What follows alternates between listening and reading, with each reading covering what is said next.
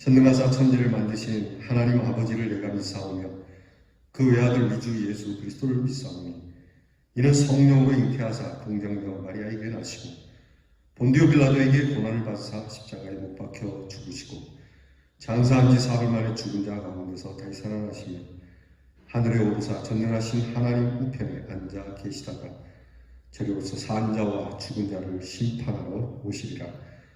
성령을 믿사오며 거룩한 공회와 성도가 서로 교통하는 것과 죄를 사하여 주시는 것과 몸이 다시 사는 것과 영원히 사는 것을 믿사옵나이다. 아멘. 찬송가 179장 부릅니다. 주 예수의 강림이 가까우니 179장입니다.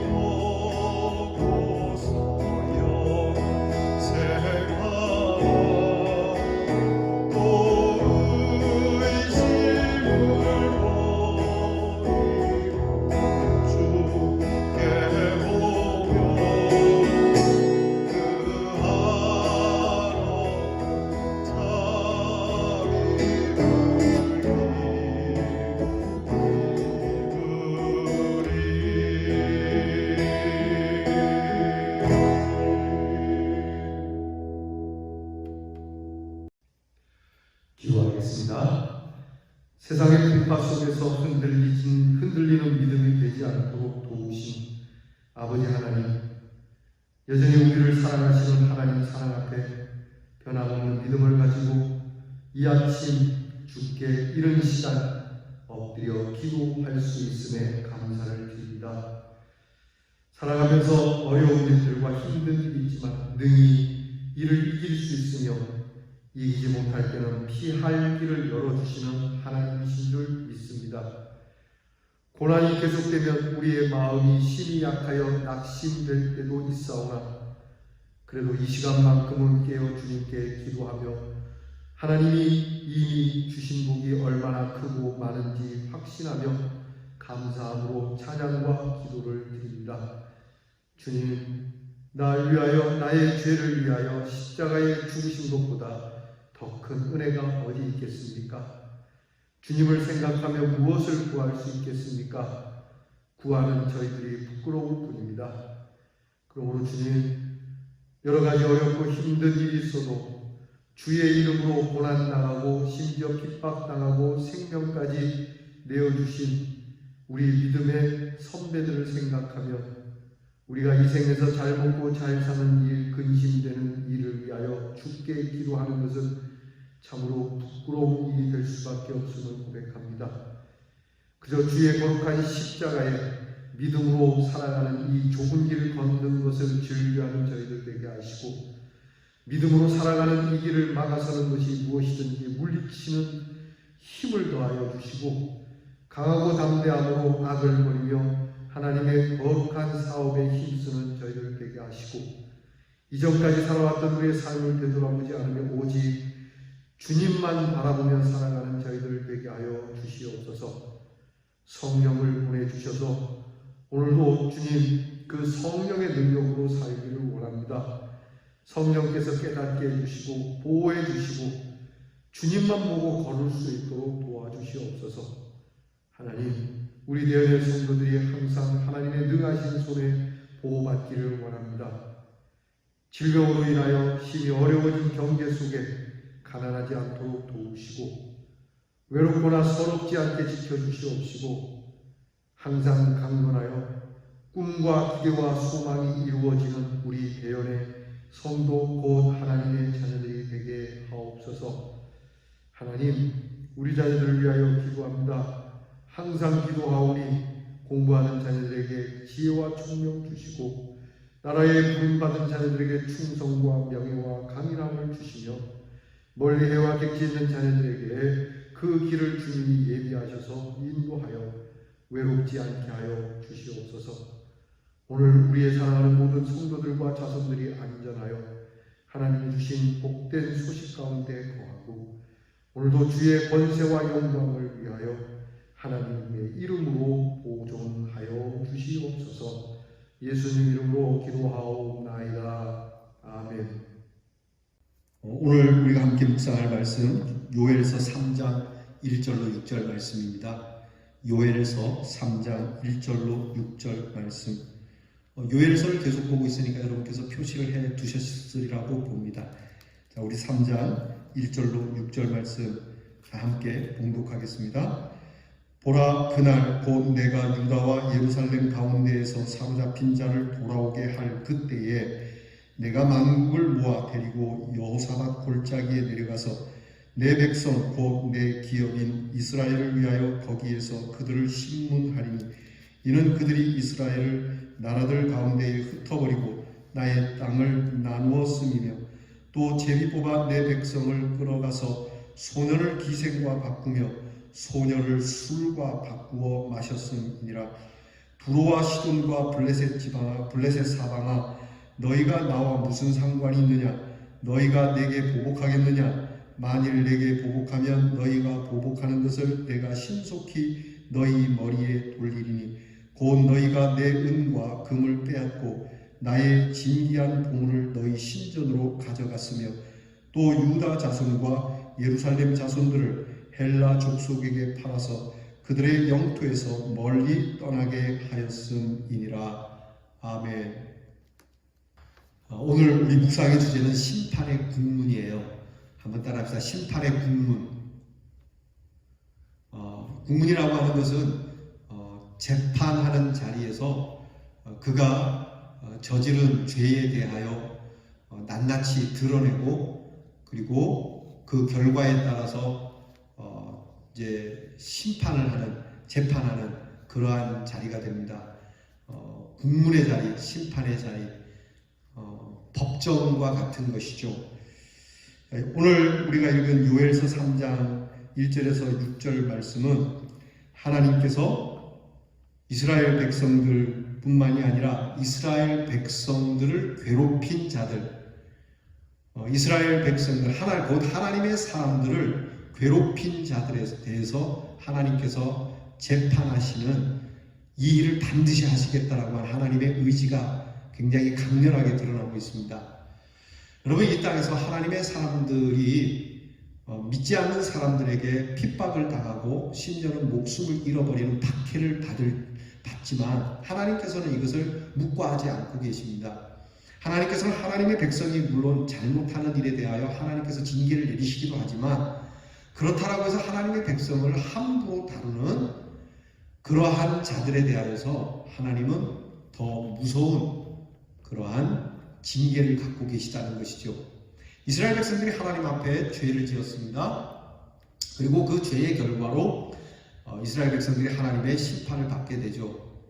근데 이들이 이스라엘의 심판의 도구가 되어서 이스라엘의 침공에서 이스라엘을 아프게 하지만 그렇다라고 해서 도를 넘어서는 안 됨에도 불구하고 이스라엘 백성들을 잔인하게 옛날 고대 지금도 마찬가지지만 전쟁으로 인하여 그 양민을 학살하고 못할 짓을 하는 것에 대해서 하나님은 굉장히 분노하고 계시고 이 일을 기억하셨다가 하나님은 국문을 하셔서 그 행한 대로 갚으신다라고 하는 겁니다.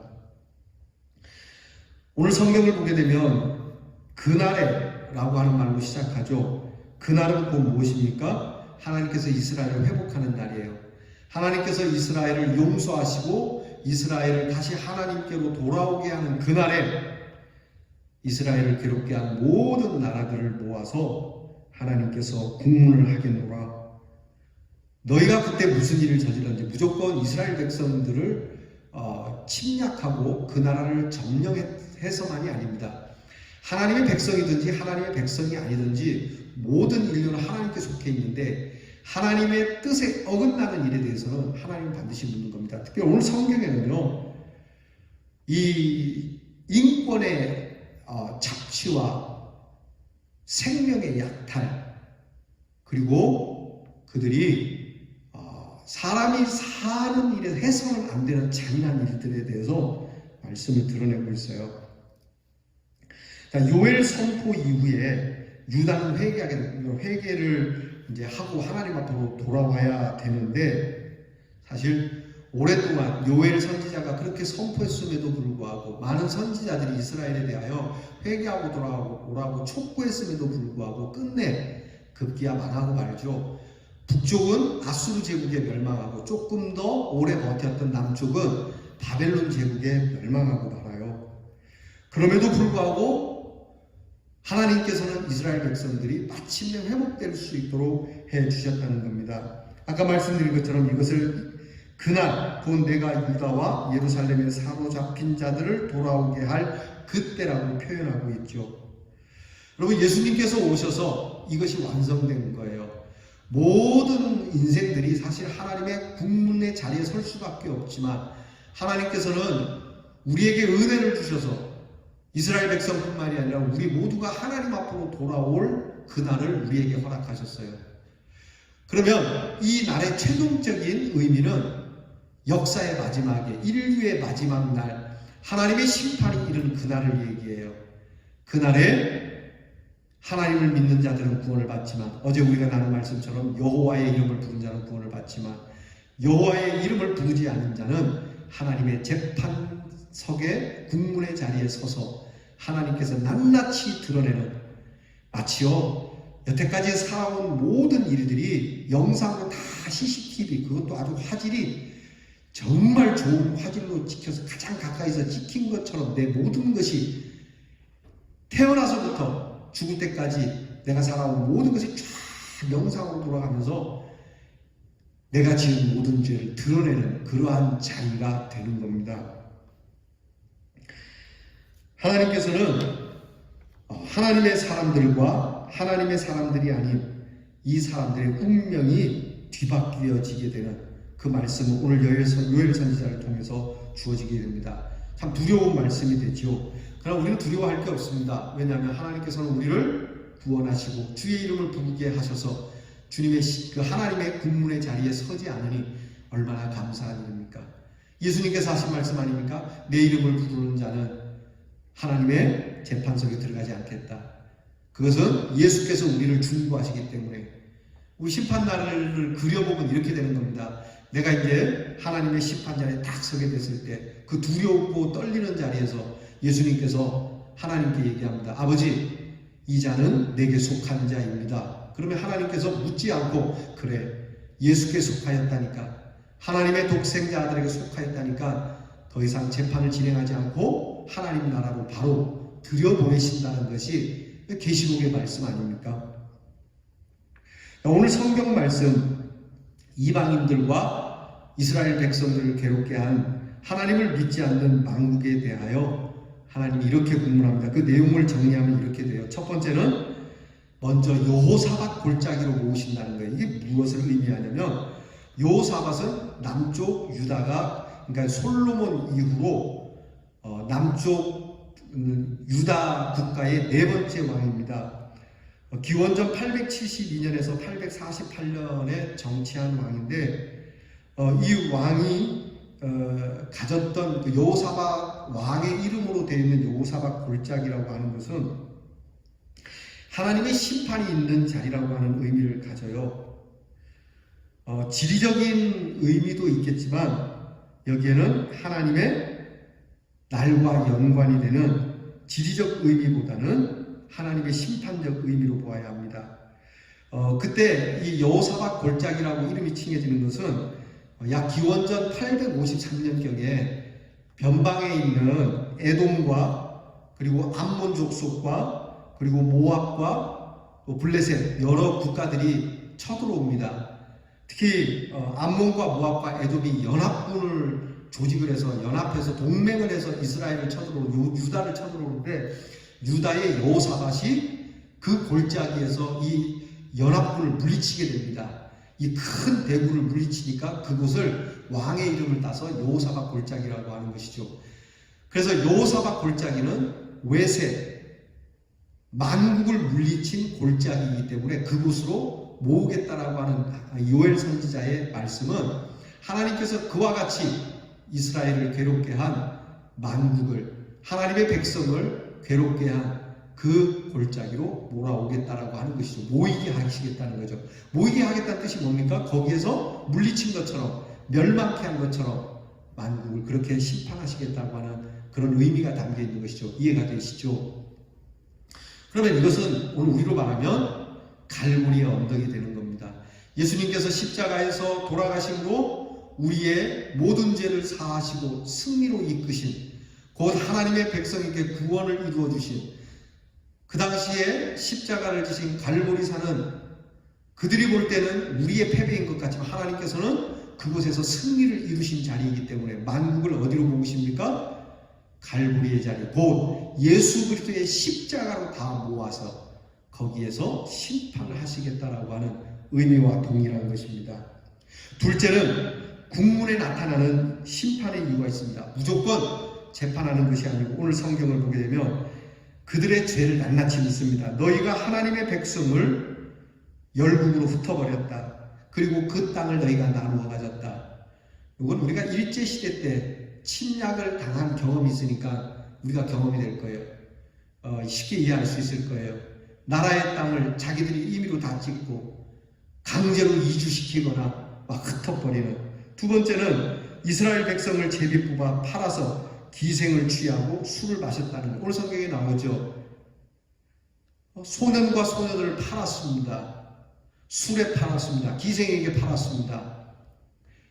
여러분 이거는 천인국노할 일이에요. 일제시대에 일본 사람들이 일본 군인들이 우리나라에 쳐들어와 가지고 이런 잔인한 일을 하지 않았습니까? 우리의 젊은 아이들을 군인으로 내보내서 전쟁터에서 죽게 만들었습니다. 우리의 소녀들을 붙잡아다가 말로 표현할 수 없는 더러운 일들 가운데 처참한 일들 가운데 두지 않았습니까? 이것을 하나님은 기억하신다는 거예요. 그래서 우리가 얘기하는 거지 않습니까? 일본은 반드시 멸망하고 잠시 흥황할 수 있지만 멸망하게 된다는 이유가 단지 우리나라를 침노했기 때문에 우리가 속이 상해서 그런 것이 아니고요. 그들이 우리나라를 침략해서 벌인 일, 동남아 이 동북아를 점령하고 벌린 이 더럽고 추악한 일을 하나님은 결코 묵과하지 않는다는 거예요. 그들은 핵폭탄, 이 세계가 만든 핵폭탄 제1호 최초로 만들어진 핵폭탄을 맛본 나라가 아닙니까? 여러분 이게 단순히 어떤 역사로 그냥 흐르던 중에 우연히 만난 사건이 아니에요. 핵폭탄을 한 방도 아니고 두 방씩이나 맞을 정도로 하나님께서 크게 분노하고 계시고, 지금도 그들은 그들의 역사를 인정하지 않잖아요. 잘못한 것에 대해서 솔직하게 인정하고, 그들은 일본이 영원하도록 이 나라에 대해서 매년 사실은 사죄해야 되는 거예요. 우리나라도 여러분 그 월남전 때 사실 우리 국군이 월남에 가서 못할 짓 여러 가지 했답니다. 학살하는 일이 우리 국군에게 있었다는 거예요. 우리나라도요, 그거 인정해야 돼요. 그리고 사과하고 보상이 여러분, 그 학살한 일을 뭘로 보상해요? 돈으로 보상이 됩니까? 돈으로 보상하면 그때 학살했던 사람이 되살아납니까? 이거는 보상이 안 돼요. 그나마 돈으로나마 조금이라도 위로하려고 하는 것이, 돈을 줬으니까 다 끝났다? 여러분, 하나님 앞에서 하나님을 믿는 사람 이런 말 하시면 안 돼요. 하나님의 사람들은 이 일에 대하여 하나님이 영원토록 기억하는 일이고, 이것은 하나님의 심판의 자리에서 국문을 받는 일이기 때문에 이런 일을 해서는 안 되고, 했을 때는 철저하게 두고두고 계속 거듭거듭해서 사죄해야 할 일인 것이죠. 하나님께서는 지금 그렇게 심판하시려고 여호사밧 골짜기로 그들을 모은다는 거예요.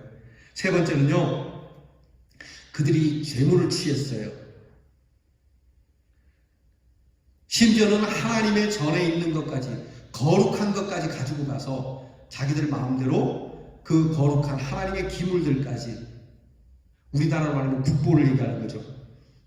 국보 같은 아주 귀한 이 나라의 민족의 얼이라고 말할 수 있는 기물들을 가져다가 자기들이 술잔으로 삼고 자기들 멋대로 사용하고, 하나님의 거룩한 성물을 그들의 우상의 자리에 두고 하나님과 그들의 신과 동등하거나 아니면 그들의 신보다 못하다라고 하는 하나님의 거룩성을 더럽게 훼손한 일에 대해서도 묻는다는 거예요. 여러분, 이 교회에 다니는 사람들을 세상 사람들이 함부로 대하면 안 돼요. 그래서 저들이 우리를 함부로 대하지 않도록 우리가 조심해야 돼요. 먼저는 그들이 거룩한 것이 무엇인지, 거룩지 못한 것이 그들은 구별을 못하지 않습니까?